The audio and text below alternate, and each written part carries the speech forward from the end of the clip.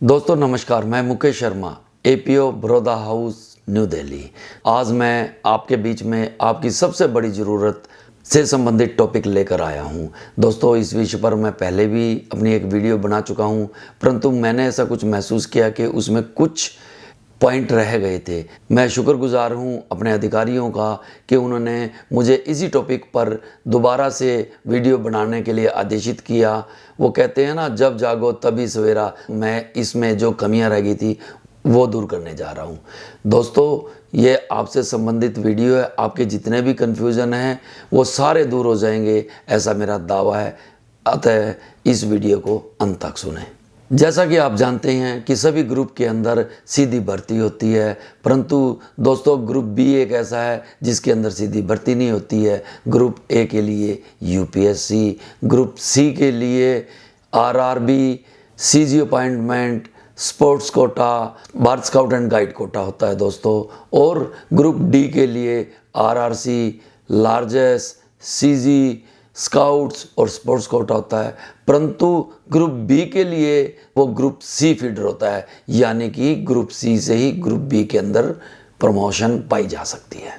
Group B का selection assessment period 2 साल का होता है। इसमें 24 माह की वैकेंसी जोड़ी जाती हैं, उसके अंदर 6 माह और जोड़े जाते हैं जिसे कि अनफोर्सीन वैकेंसी कहते हैं। इसके अंदर दोस्तों जो हम देखते हैं कि अगले 2 साल में कितने आदमी रिटायर होने जा रहे हैं, कितने आदमी पीएसयू में गए हैं, कितने लॉन्ग ट्रेनिंग में गए हैं, कितने आदमियों ने वीआरएस ले लिया है, कितने आदमियों की डेथ हो गई है, इन सभी को कैलकुलेट करके वैकेंसी असेस की जाती है। दोस्तों रेलवे में 2 प्रकार की सर्विस हैं, एक ऑर्गेनाइज सर्विस और एक मिसलेनियस कैडर। और 2 ही प्रकार से इसमें ग्रुप बी में एंट्री होती है, एक 70% के माध्यम से, एक 30% के माध्यम से।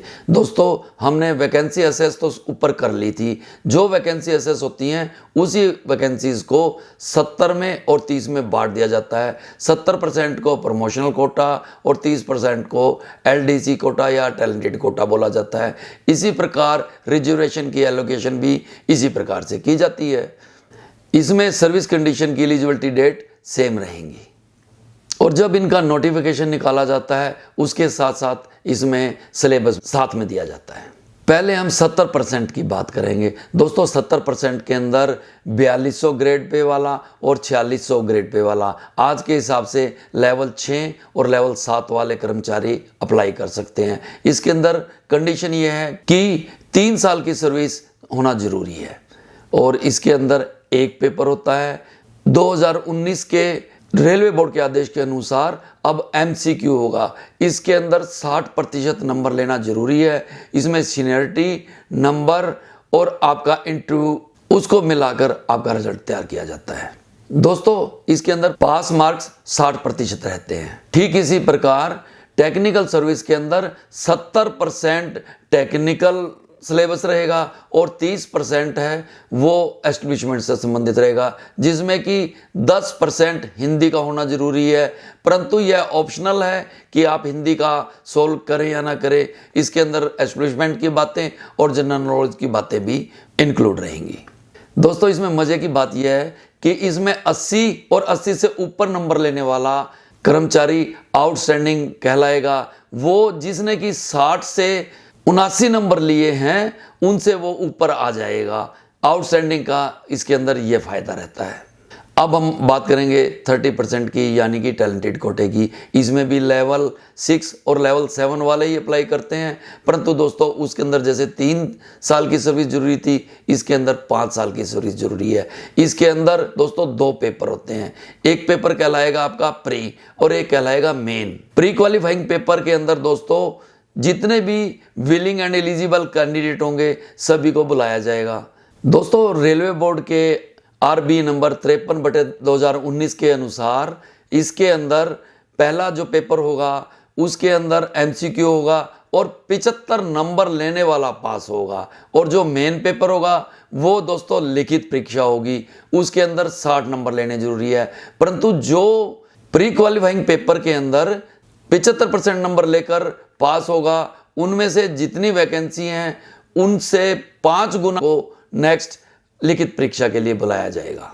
जिस प्रकार पहले पेपर में 75 नंबर हैं, उसी प्रकार लिखित में 60 नंबर जरूरी हैं। दोस्तों इसमें नेगेटिव मार्किंग का प्रोविजन भी है।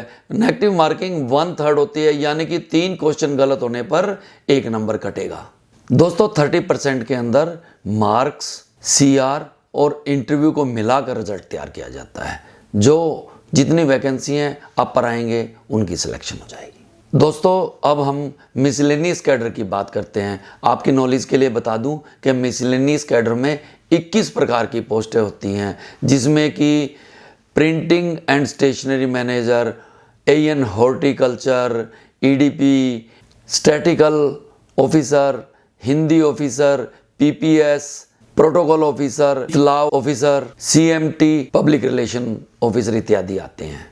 इसका भी पेपर 70% की तरह एक पेपर होता है। दोस्तों इसमें भी 60 नंबर जरूरी हैं और उसके बाद उसकी CR और उसके इंटरव्यू के हिसाब से रिजल्ट तैयार किया जाता है। दोस्तों आपकी नॉलेज के लिए मैं बता दूं कि जिसकी सिलेक्शन ग्रुप बी में हो जाती है, उनको 2019 में एक आदेश पारित हुए थे कि उनको 1 साल के अंदर फाउंडेशन और इंडक्शन कोर्स करना होता है।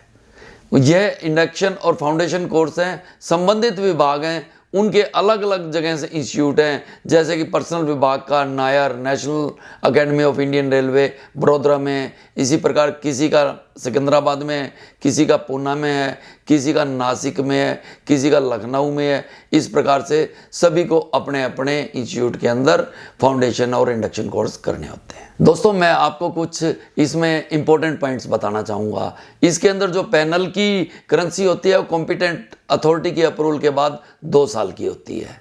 दोस्तों जो रिटर्न टेस्ट पास कर लेता है उसको उसके बाद मेडिकल करवाना होता है। मेडिकल जो फिट मिलेगा उसी को इंटरव्यू के लिए बुलाया जाता है। दोस्तों आपको आपकी जानकारी के लिए बता दूं कि इंटरव्यू के अंदर भी 60% नंबर लेना जरूरी होता है।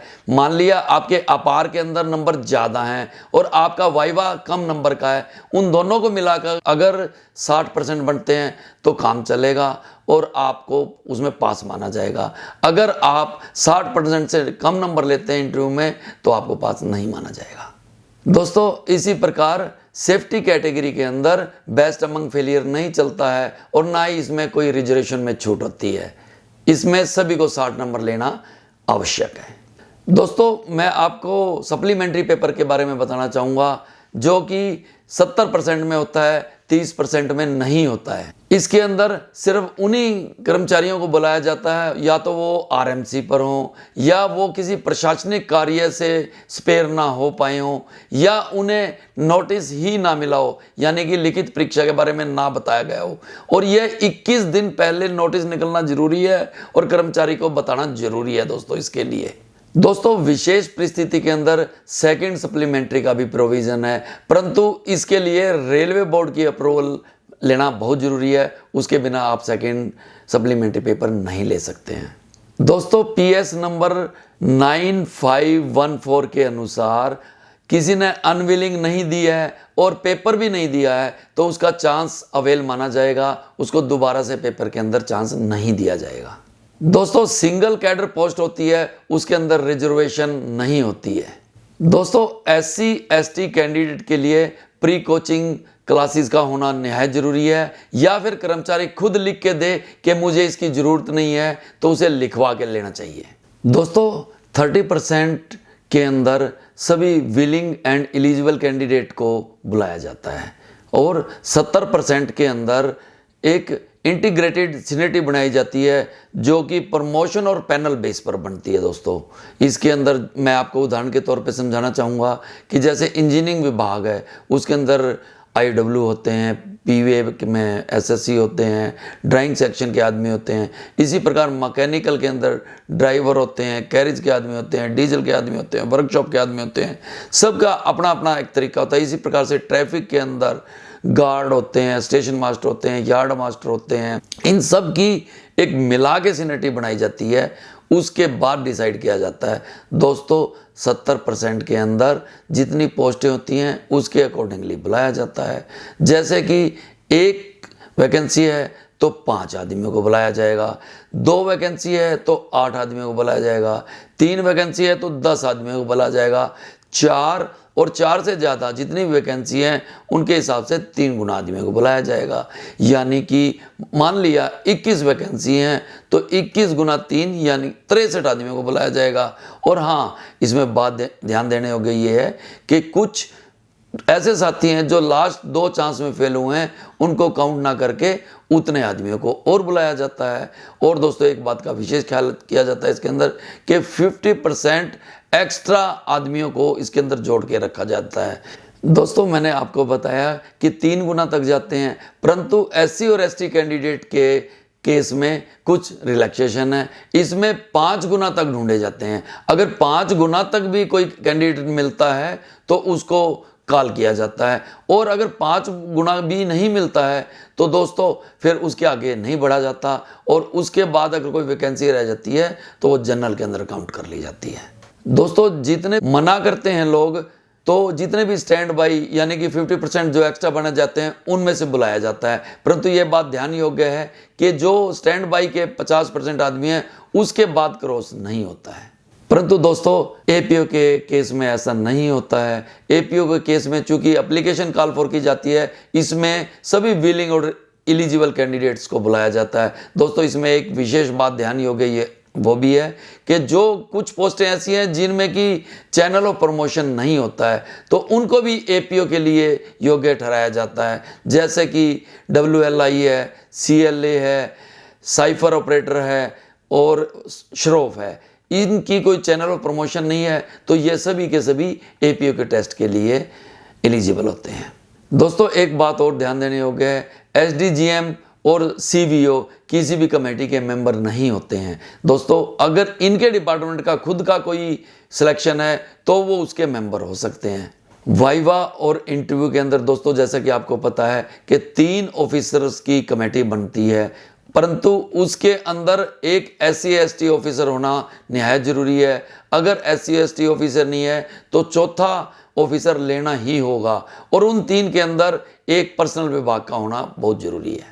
दोस्तों selection committee general manager nominate करते हैं, उस विभाग का प्रमुख पेपर बनाता है और उसी विभाग का SAG है वो पेपर को चेक करता है।